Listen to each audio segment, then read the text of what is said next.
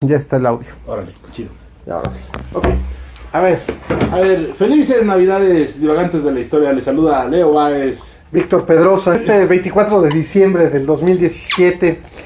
Feliz Navidad a todos. A todo el mundo cristiano. Sí, señores, ahora sí, ya dejando de ser lado, entremos de lleno en materia. Vamos a terminar con la guerra civil norteamericana, ¿no? Ya habíamos visto en el capítulo anterior cómo es que, pues, gracias a que los Estados Unidos se queda con los territorios del norte de México y al descubrimiento de oro en California, los territorios que ellos habían planeado utilizar para el esclavismo, pues no se consolidan. Únicamente Texas, en esta caterva de estados, se vuelve a hacer esclavismo. El resto se vuelven estados de hombres libres.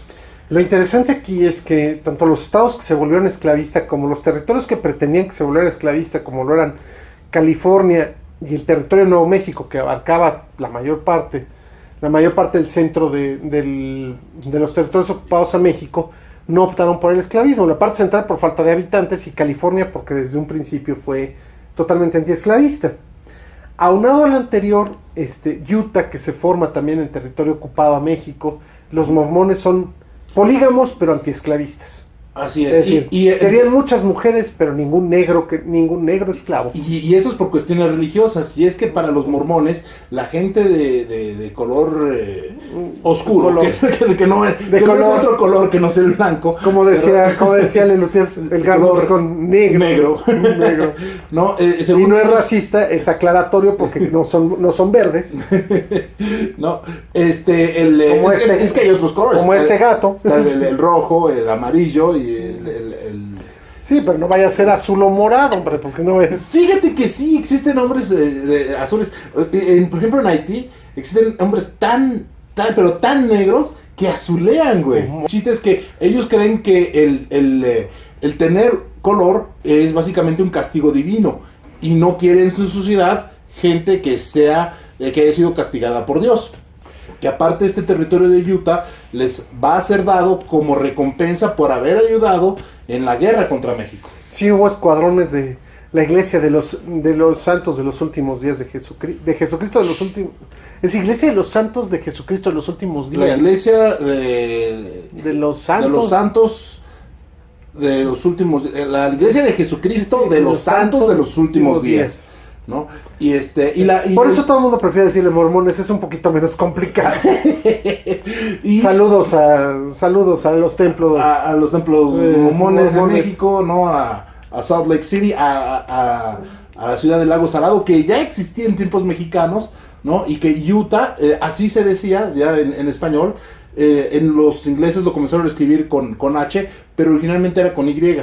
Utah, de la tribu de los Utahs. Así es. Sí. De ahí que empiezan, Utah, man, qué lejos está todo. Por ahí salió el nombre. Bueno, de Utah a Yuma. You motherfucker. You motherfuckers is so far away, man. That's a fucking trip, man. Bueno, la historia aquí, hablando ya fuera de estas barbaridades religiosas históricas, que por cierto racistas, solo por eso empezamos, como es el día de Navidad. ¿Cuál es? Vamos a bailar. Algo que está peor que toda la gente que podemos entender. Nos vamos a condenar, me queda claro, carajo. Nos vamos a condenar, carajo. Otra vez. ya no hay indultos que puedan con eso. Sí, de verdad estamos en la calle, ¿verdad?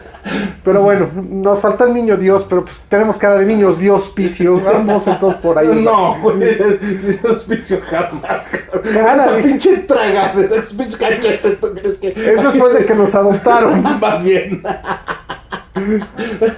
Leonardo Young, Brigham Young y Bella Smith.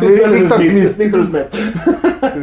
Bueno, la historia está más o menos como sigue. Finalmente, cuando se desata la guerra civil en Estados Unidos, que fue lo que finalmente nos quedamos en el pasado, en el episodio pasado, nos ocurre lo siguiente. Hay dos teatros de operaciones principales dentro de la guerra civil y un par de teatros secundarios muy importantes, pero sobre todo uno. Vamos a hablar primero de los teatros secundarios después de los principales. De acuerdo. El primer teatro importante secundario es el mar. En el mar, tanto los confederados como La los vida es más unionistas. sabrosa. Te quiero mucho más. Bueno, Hoy estamos muy sin pinche simple, güey. parecemos protozoarios, cabrón, un puro organismo simple, cabrón. Bueno, es que desde antes ya habíamos visto cómo los Estados Unidos, inclusive la Confederación, había comprendido que el dominio del mar era súper importante para el arte de la guerra, ¿no? Y es algo que ya habíamos visto, habían heredado de sus papás los ingleses. Aquí lo importante era esto, la Confederación le urgía tener el dominio del mar y tener la posibilidad de operar en el mar, porque la Confederación vivía de las exportaciones de algodón a Inglaterra. Y no se podía, exacto, y no podían sacar nada. Y no se pueden dar el lujo de ser bloqueados, porque ellos, si no sacaban su producto, básicamente se quedaban sin recursos monetarios y, lo más importante, sin recursos humanos, que fue a la postre lo que pasó. Ellos no podían tener inmigración que les ayudara a sustituir a los soldados que fueran heridos o muertos. Y aquí hay algo muy importante. El último gran favor que le hizo Winfield Scott al gobierno de los Estados Unidos antes de retirarse a West Point y morir, Winfield Scott, de tan mala memoria para México, fue que diseñó el plan de ataque para del ejército de la Unión contra la Confederación, que se llamó el Plan Anaconda, que era estrangular a la Confederación de la mejor manera. Ahora, dentro de la misma guerra, hubo dos estados que eran esclavistas y que finalmente pelearon al lado de la Unión, que fue Kentucky y Maryland. Esos dos estados, a pesar de ser esclavistas, y Delaware. No, también Maryland, los dos. Bueno, ok. Maryland, sí, los tres estados. Finalmente Delaware hace la abolición de la esclavitud, Maryland le sigue, y Kentucky lo hace un poco forzado ya por la ocupación de las tropas del ejército de Ohio, al mando en ese entonces de varios generales, pero el más destacado era Ulysses Grant, que ya hemos platicado de él en anteriores programas. Porque también es viejo conocido mexicano. Como oficial dentro de la guerra contra México. Lo curioso del asunto es que cuando se declara la guerra entre confederados y unionistas, o yanquis y confederados. Yanquis y los hijos de Dixieland. Sí, los Johnny Rebels. La mayor parte del alto mando de Estados Unidos se pasa al lado confederado, es decir, la mayor parte de los generales de experiencia y con grandes reconocimientos pelea del lado confederado. Dicen que es la última guerra en que hubo caballeros en donde les permitieron seleccionar bando. Lo trágico del asunto es que no es que seleccionaran bando, sino que ninguno de ellos se les juzgó después como traidores, por la amnistía que Lincoln dictó posteriormente. Que hizo Lincoln, un tipo muy generoso. No, Lincoln era Don Abraham Lincoln, creo que es uno de los grandes personajes de la historia de la humanidad. Es un personaje, como diría actualmente su heredero, beautiful. He's so great. He's awesome. He was awesome. Beautiful. So beautiful. Y ahí no tendría el menor error en decirlo, Mr. Trump. No, él no tendría. La palabra es esencial. Era una persona bellísima, don Abraham Lincoln. Ahora, aquí en el plan Anaconda, como íbamos platicando, implicaba el bloqueo marítimo. Y el bloqueo marítimo lo logran dos grandes comandantes navales de los Estados Unidos. Uno es David Porter, que no solo logra bloquear la zona del Golfo de México parcialmente, sino que incursiona dentro del río Mississippi y empieza a hacer estragos en las líneas de abastecimiento de la Confederación. La parte en dos el Mississippi. De hecho, las batallas en los ríos también van a ser sumamente importantes.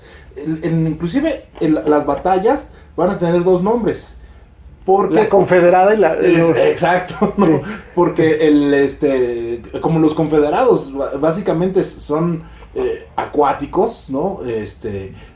Ellos sus batallas las van a llamar por los ríos más cercanos. Mientras que los unionistas ponen el nombre de la localidad terrestre. Así es, ¿no? Ahora, aquí sucede que Porter incursiona por el Mississippi y ataca distintos lugares, con diverso éxito.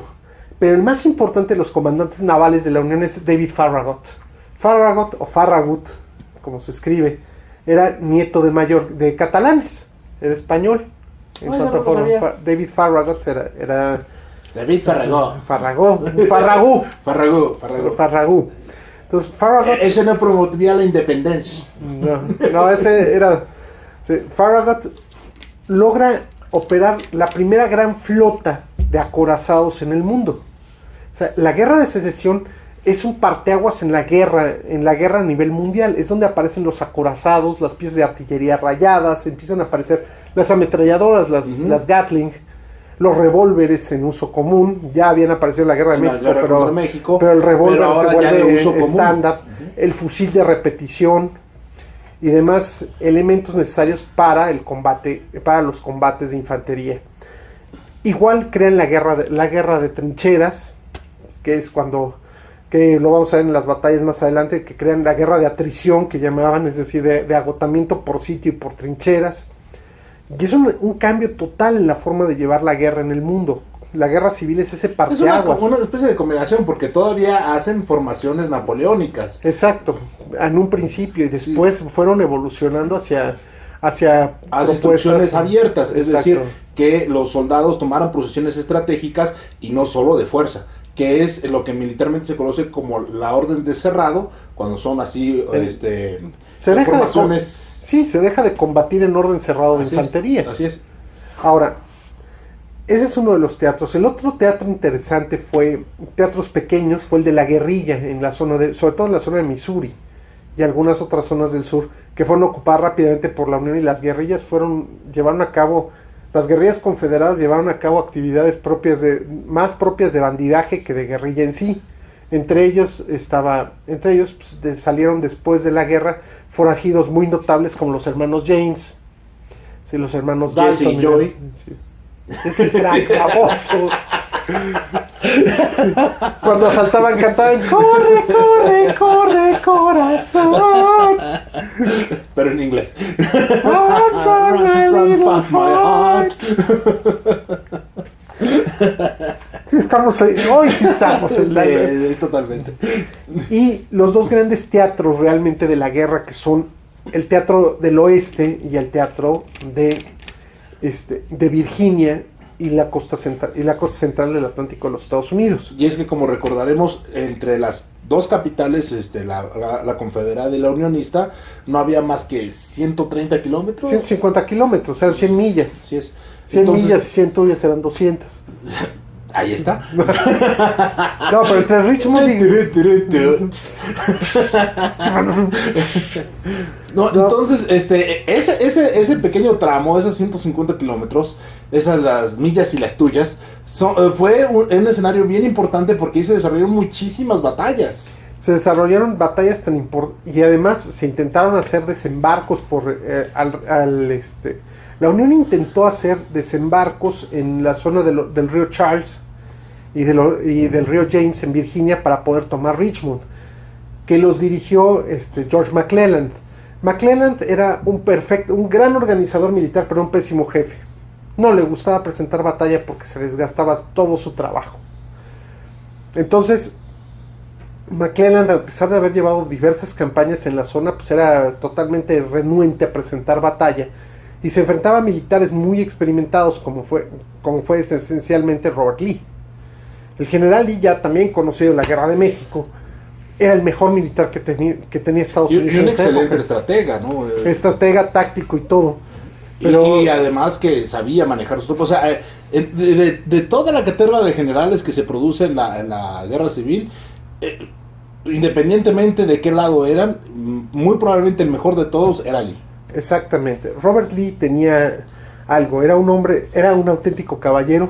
No, curiosamente, perro maldito. Curiosamente estaba en contra de la esclavitud. Uh-huh. Él no tenía esclavos. No, pero él luchó del lado de la Confederación porque él era virginiano. Él luchó por su origen. Hay una cuestión muy importante que siempre se ha manejado en la historia de la Guerra Civil, que vale la pena retomar, que creo que ya comentamos en programas pasados. Esencialmente, el fundamento jurídico, que nunca es el fundamento real de las cosas, y lo dice un abogado, planteaba que los estados eran los que tenían la capacidad de determinar la cuestión de la esclavitud. Eso y muchas otras cosas. Y muchas otras cosas más, mientras que la federación no podía determinarlo. Entonces, el fundamento jurídico era el derecho de los estados a legislar favorablemente. Era la autonomía. Era una autonomía legislativa. Así es. Y que realmente era la esclavitud, pero la verdad era eso. El argumento de la autonomía, de la soberanía del Estado, era meramente la excusa para cometer el acto de la esclavitud. Sí, y entonces Lee defiende a su estado, a Virginia. No obstante que se le propuso ser el comandante de la Unión, no quiso, él prefirió irse para Virginia. Y Lee tenía muy buenos comandantes de apoyo. Estaba Jeb Stuart, que era el mejor comandante de caballería que tenía los Estados Unidos, y por el otro lado estaba Jonathan Jackson, que era un gran comandante de infantería y un gran peleador a la defensiva, que cuando montaba operativos de infantería no había manera que pasara nadie. Y todos decían, pues ahí está la muralla de piedra que montó Jackson con sus tropas, de ahí que se le puso el apodo de muralla de piedra, Stonewall. Y ahí se le conoce mejor como el general Stonewall Jackson. Ahora, ¿qué sucede? En ese teatro que es donde está Jackson, donde está Lee, donde está Jeb Stuart y demás, los generales pelean en toda esa zona que va a abarcar desde el sur de Pensilvania y todo el estado de Virginia, el sur de Pensilvania, Delaware, Maryland y el estado de Virginia.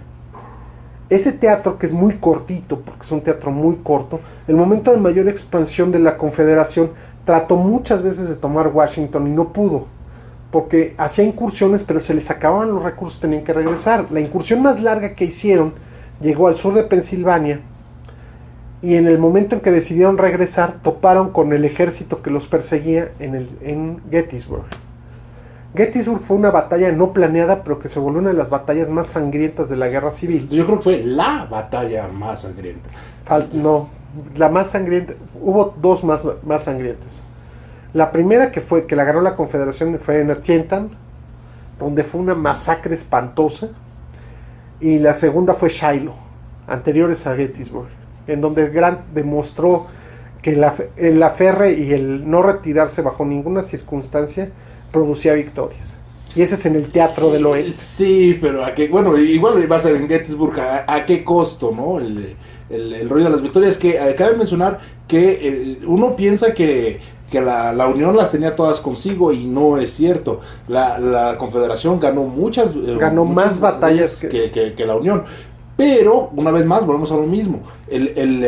La logística de abastecimientos, de reposición de soldados, de refuerzos, inclusive hasta de materiales de curación, ¿no? Materiales de guerra, la gran diferencia. El talón de Aquiles de los confederados. La Confederación no tenía forma.